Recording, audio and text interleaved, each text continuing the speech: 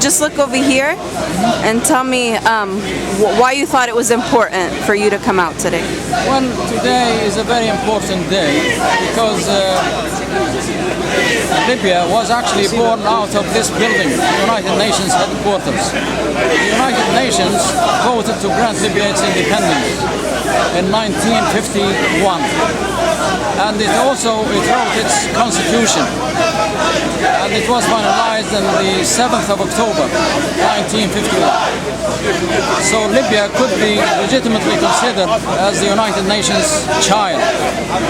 Now, it's the irony that this man who staged the coup on the 1st of September 1969 and he destroyed the constitution and destroyed the state that the United Nations had helped build, he destroyed it, and now he comes here to talk at the same place where Libya was born.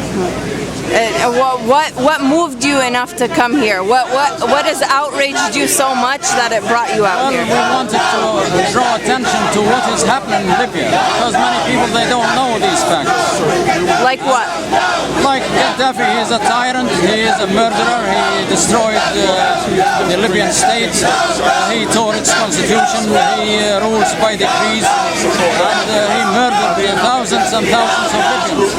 You know, as far as his shooting airplanes, one hears about the UTA, the Pan Am, but one never hears about the Libyan airliner, one flight 1103 that he shot out of the sky. 157 people perished. That was in December 1992. Nobody hears about it. He has committed so many murders. In just a few hours, on the 29th of June 1996, 1,200 political prisoners were slaughtered in a matter of just a few hours. Nobody hears of these things. So we're bringing a lot of literature, hoping that people will be aware that this man should not be honored by visiting the United Nations.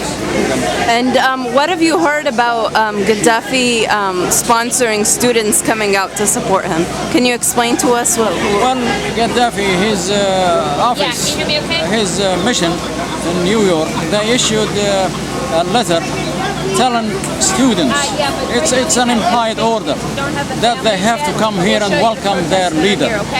And there were implied threats against the students. If you don't show up, you suffer the consequences. You can lose your scholarship, and that's what's happening. So he wants crowds to meet him wherever he goes to give an impression that he is popular, but he is not popular. And many of these students, if you ask them individually and separately and away from the limelight and so on, I think they'll tell you that they don't like him, they hate him, and they are here against their wish. And how did you come to know about that fact that Gaddafi was sponsoring students coming? Well, we have the letter that was sent to the students. We have a copy of the letter that was sent. How many of the students do you think responded to that letter? I think several of them responded because they wanted to keep their scholarships, but some of them, they stayed away.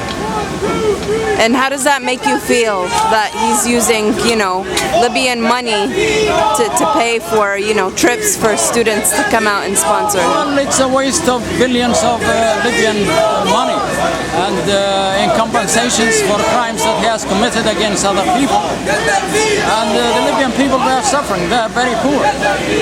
Very, very poor people in Libya. And I think those groups that are asking for compensation from Libya, they are actually punishing the Libyan people. They should take Gaddafi taken to the criminal court at The Hague. That's what they should do. Not take money out of Libya's treasury. It's the wrong thing. Do you have anything else to add? No, I just hope that the media will cover the event and will give us coverage so that we'll get our voice across to the international community.